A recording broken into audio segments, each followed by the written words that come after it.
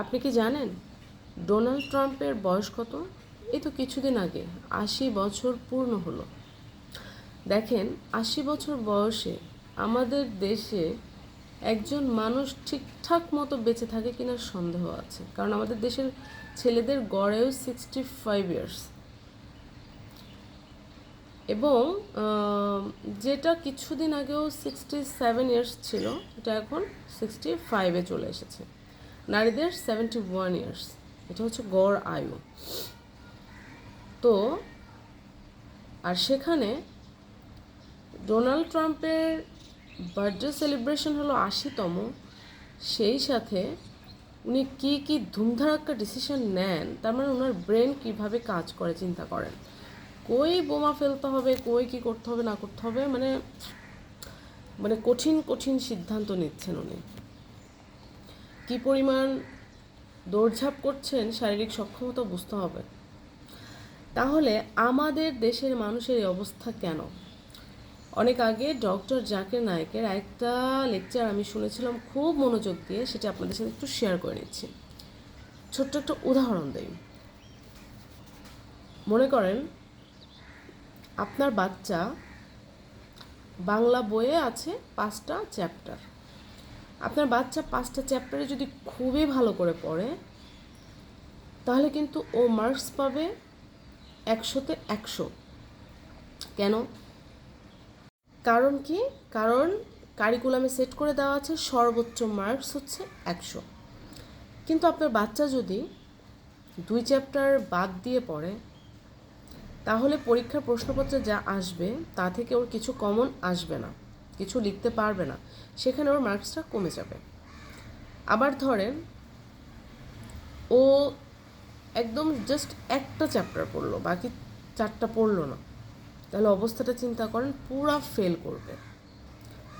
তো আল্লাহ তাআলা আমাদের হায়াতের একটা মানে একদম সর্বোচ্চ সীমা কিন্তু সেট করেছেন, যে আপনি যদি আল্লাহ তাআলার যেভাবে বলেছেন, মানে হজরত মুহাম্মদ সাল্লাল্লাহু আলাইহি সাল্লামের যে জীবনাচরণ, ধরেন এক্সারসাইজ, ধরেন সুষম খাবার, বিষমুক্ত খাবার, মানে যেভাবে বলেছেন, ডেইলি যে 5 ওয়াক্ত নামাজ, এটা কি শুধুই আল্লাহর ইবাদত, নাকি আপনার শরীরের জন্য বিশেষ কোনো নেয়ামত? তো এভাবে যদি আপনি চলেন, তাহলে আপনার জন্য ধরেন আল্লাহ পাক সেট করেছেন সর্বোচ্চ সীমা 85 বছর। এখন আপনি ধরেন বিষযুক্ত খাবার খান, ফরমালিনযুক্ত খাবার খান, এক্সারসাইজ কোনো কিছুই করেন না, তাহলে আপনি ধরেন যেতে পারবেন 65 পর্যন্ত। এবার মনে করেন এমনিতে তো ভালো খাবার দাবার খানই না, কোনো এক্সারসাইজ নাই, তার সাথে রেগুলার আপনি কি করছেন, মদ্যপান করছেন, ধূমপান করছেন, মানে শরীরের অর্গান নষ্ট হয় এমন বিষক্রিয়া জিনিসপত্র আপনি শরীরের ভিতরে প্রবেশ করাচ্ছেন। তাহলে আপনার হায়াত ধরেন টেনে টুনে 40, 35 শেষ। আমরা এখন অনেকেই দেখি তো 40 বছর বয়স, 38 বছর বয়সে হার্ট অ্যাটাক করছে, ব্রেন স্ট্রোক করছে। অনিয়ন্ত্রিত জীবনযাপনের কারণে এরকমটা হচ্ছে।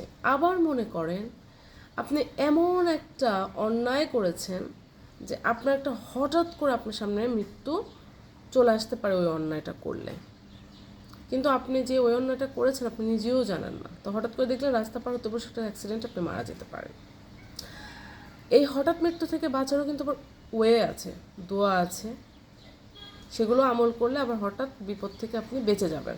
মানে আল্লাহ তাআলা প্রত্যেকটা চ্যাপ্টারে আপনার জন্য বিভাজন করে দিয়েছেন।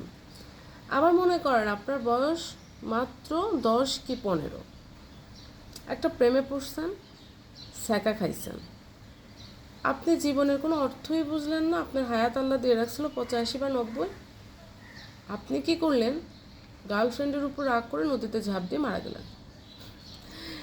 এখন মনে করেন ওই যে পুরো বইয়ের কোনো চ্যাপ্টার যদি আপনি না পড়েন, যেরকম ডাব্বা পাবেন, ওরকম একটা আপনার বয়সেরও একটা ডাব্বা পেয়ে গেলেন।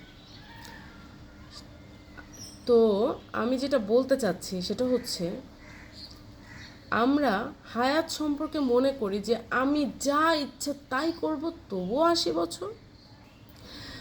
আমি মানে সবচেয়ে এক্সারসাইজ যদি করি তবুও আসি, সবচেয়ে ভালো খাবার খাই তবুও আসি, মানে হায়াত যে কয়দিন আসো কয়দিন তো বাঁচবোই, খেয়েই মরি। বাট আপনি যদি একটু রেগুলার অল্প অল্প খান, সুষম খাদ্য খান, বেশি বেশি সতেজ শাকসবজি খান, তাহলে আপনার শরীর সুস্থভাবে এবং প্রত্যেকটা রুলস ফলো করে চলেন, তাহলে কিন্তু আপনি আপনার সর্বোচ্চ হায়াতটাই পাবেন। হায়াতের ব্যাপারে মানুষের সঠিক ধারণা খুবই কম। আমিও মানুষের সাথে হায়াত নিয়ে কথা বলেছি, মানুষ সবসময় একটাই উত্তর দেয়, আরে যতটুকু হায়াত আছে অতটুকু যেমনি হোক কাতরায় কুতরায় যাবো, হাসপাতালে বিছানায় হলেও যাব। না রে ভাই, ব্যাপারটা ওরকম না। হায়াত সম্পর্কে আমাদের সঠিক ধারণা রাখতে হবে। তো আশা করি আমি বোঝাতে পেরেছি আপনাদেরকে। তো এটা জানার পর আমিও চেষ্টা করি খাদ্য গ্রহণের ব্যাপারে বা একটু এক্সারসাইজ করা। তো আমিও চাই যে আপনারাও আপনাদের যতটুকু আল্লাহ হায়াত রেখেছেন সেটার পূর্ণ ব্যবহার পৃথিবীতে করেন এবং শেষ পর্যন্ত আমরা যেন আল্লাহর কাছেই ফিরে আসি। আমরা যাই করি আমরা যেন শেষ পর্যন্ত আমরা যখন মারা যাব আল্লাহ পাক যেন আমাদের প্রতি সন্তুষ্ট থাকেন, এই চেষ্টা আমাদের করতেই হবে। তো আজকের মতো এখানেই বিদায় নিচ্ছি। সবাই ভালো থাকবেন, সুস্থ থাকবেন, সুন্দর থাকবেন, আর আমার জন্য দোয়া করবেন। আল্লাহ হাফেজ।